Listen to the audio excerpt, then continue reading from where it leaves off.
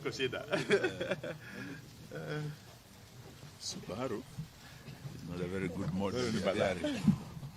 They're spoiling a very good model of a car. Where is the area? Okay.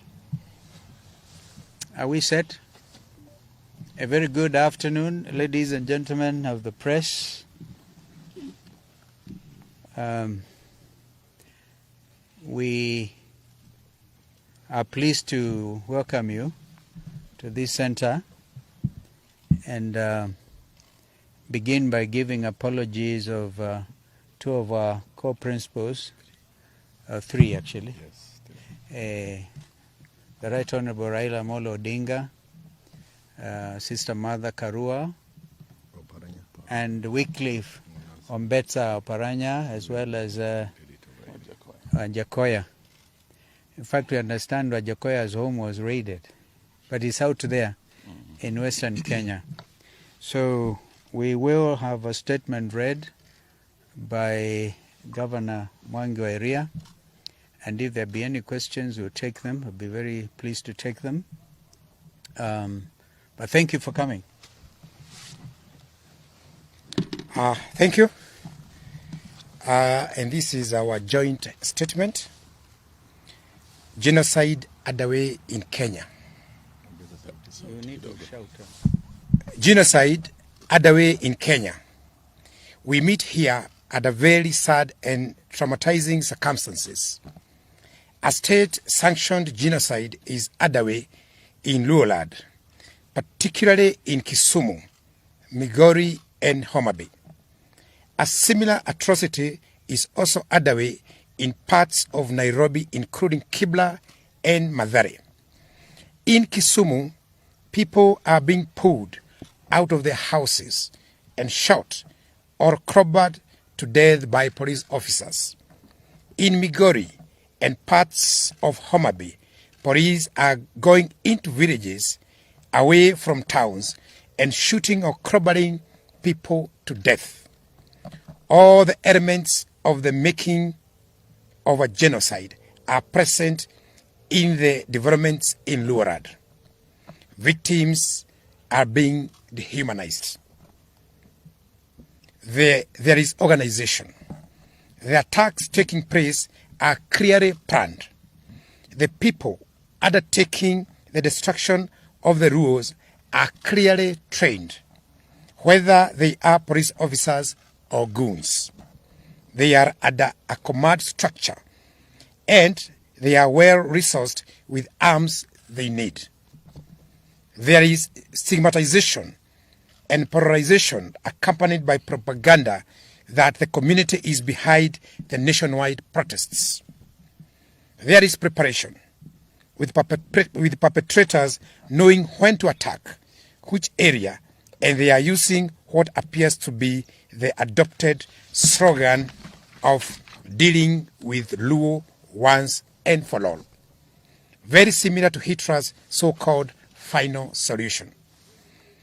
The attackers are working hard to create fear in the community by parading armies, equipment, and weapons. Victims are identified because of their ethnicity. They are segregated into ghettos. They are being starved and their property destroyed or scattered away. Murders are taking place in ways that are deliberate and systematic campaign of violence. This crackdown has been concentrated in slums and other low-income areas of the county where the so-called hustlers, in whose name the interests the Kenya Kwanza regime claims to govern. We condemn the unacceptable and illegal massacre of the Luo community, whose only crime is to participate alongside other Kenyans in protests against Kenya Kwanza policies.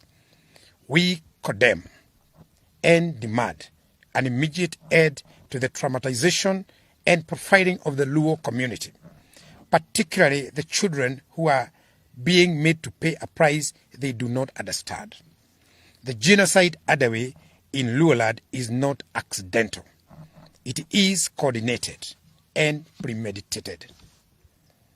It is being coordinated by political and government leaders, both from the community and outside. But it is not just in Nyanza. In Mathare and Kibra in Nairobi, citizens were traumatized and tear gas canisters lobbed in their houses. A father who confronted police for hurling tear gas into his house, causing his child to faint, was manhandled and bundled into the police lorry like a criminal. His whereabouts remain unknown.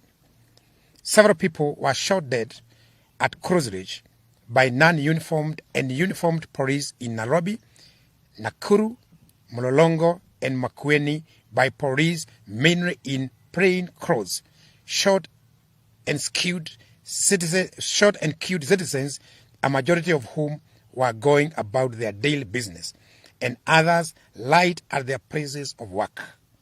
Similar executions have occurred in Kisii, Busia, and Kericho, and elsewhere in Kenya, all in the name of stopping citizens to exercise their constitutional right to hold peaceful demonstrations. Much as Ruto tries to depict Azimio demonstrators as violent, it is evidently clear that our demonstrations are peaceful.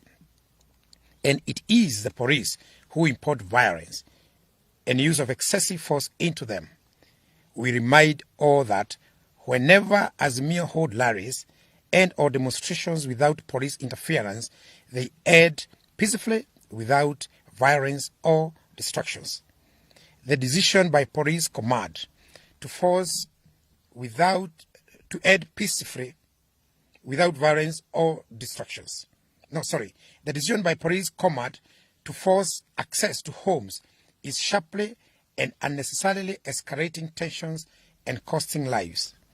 Inspector General of Police, Mr. Japhet Koome, and CS Interior, Professor Kithure Kindiki, must immediately withdraw police officers from people's homes and residential areas, especially now that there are no demonstrations. The developments in Nyanza take place against other equally worrying actions by the state. Both police and hired goons are trailing, arresting, and shooting people from vehicles with foreign number plates. In the 3-day demonstrations that ended last Friday, that was yesterday, South Sudan and Tanzania number plates were visibly deployed. This creates unnecessary tension and conflict between our country and these federal countries and our people against the people of Tanzania and Southern Sudan. As police battle our people on the streets, they have also taken over the corridors of justice in our courts. We saw police attacking families of people seeking justice in court. We saw Honorable Babu Owino being abducted and ferried away from court corridors after being released on bail. We saw the media being attacked and chased from court corridors as they did their job of informing the world of developments in the country. Azimio readers are being put under house arrest. Constant surveillance and persistent threat of being arrested. We demand the unconditional release of all the Azimio readers and supporters who are still being held incommunicado. These developments also happen against the backdrop of constant verbal, unwarranted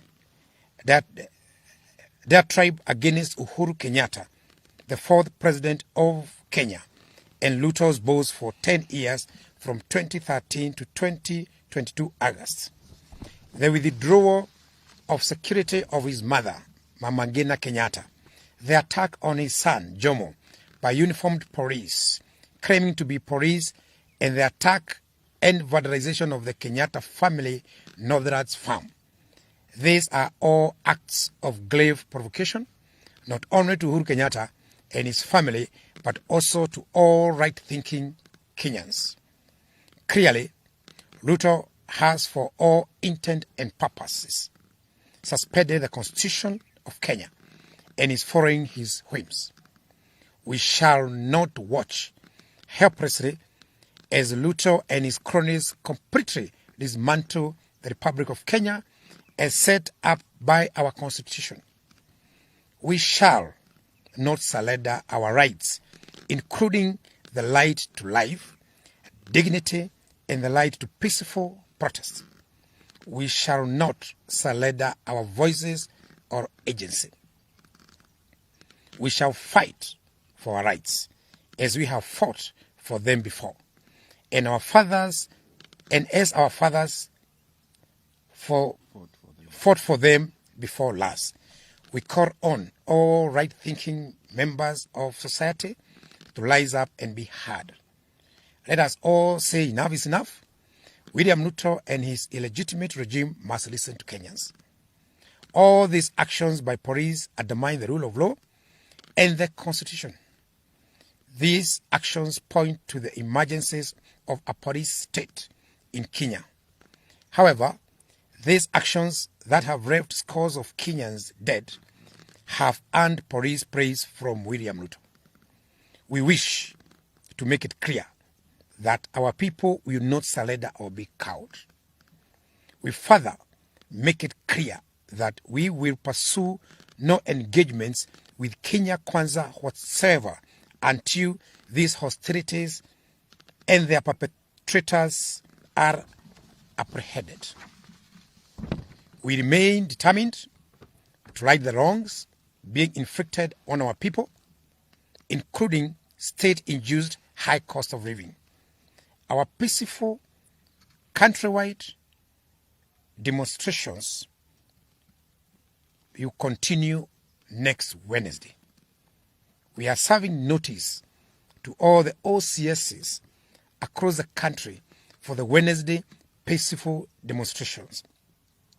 In the meantime, the signature collection, which now starts at 8 million, continues. Thank you very much. Asante sana. That's good.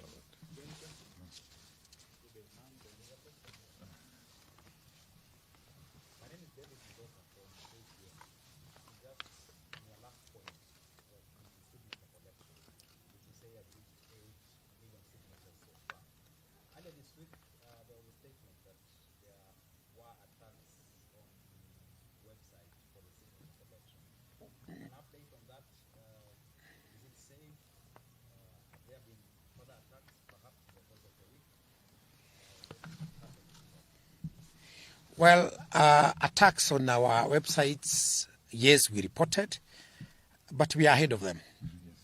We are well mitigated because we are the legitimate government, so to speak. So we can't figure out how to deal with them. So yes, they keep attacking, but they cannot penetrate us. Yes.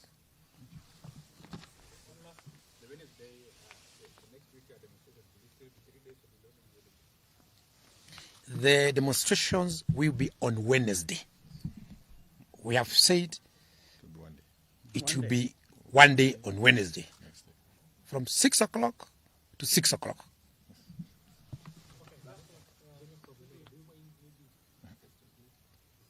Sorry?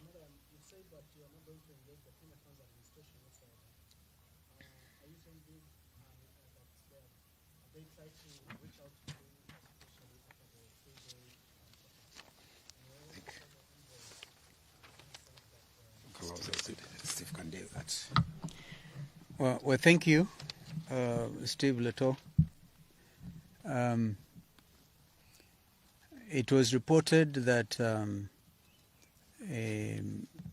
ambassadors, actually 4 of them, the American ambassador, Meg Whitman, the British Chargé, and the Danish ambassador, as well as the representative of the United Nations community in Nairobi, in fact at UN offices, the very high ranking, came over to my residence, and we agreed we will not at this stage address the media. Of course, they're all very concerned, not just them as ambassadors, but the international community. The story of peaceful demonstrations turned violent by the police have received international visibility. On CNN, I personally watched some of these presentations, on BBC, on Al Jazeera. We hope, by the way, to be able to meet with some of these international correspondents in the next few days. And so everybody is concerned. And so, Steve, I hope I've answered your question, but we are saying, what sense does it make to meet with people who are already committing acts of genocide?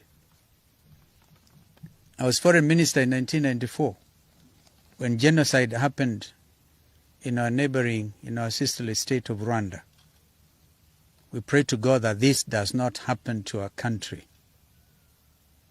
So it behoves all of us to take note of what is going on here. We also thank the African Union, the AU Commission on Human and People's Rights for their statement. How do you tear gas 53 children and make them develop early cases of asthma and other complications? These are basic rights, and you cannot negotiate on people's basic rights. Basic rights are basic human rights. And so that is where we are. I don't know if there's another question. Thank you. You had last week said that you were taking 3 days of protest because the people had asked for it because of the high cost of living. So what now has changed to go back to 1 day in a week? No, you must always take into consideration the reality of the situation on the ground. We realize that after day 1 on Wednesday, a lot of people were arrested, others were injured, and people had to run all of our hospitals and places to check on their loved ones. So we therefore have reached the conclusion, peaceful, and we stress, by the way, peaceful and armed demonstrations. We call on our people to remain vigilant on that core. However much you feel provoked, don't harm any policeman. Leave it to them to harm you. The world is watching. Thank you. Thank you. Yes, yes. Yes, Inoro. Yes. Inoro can do.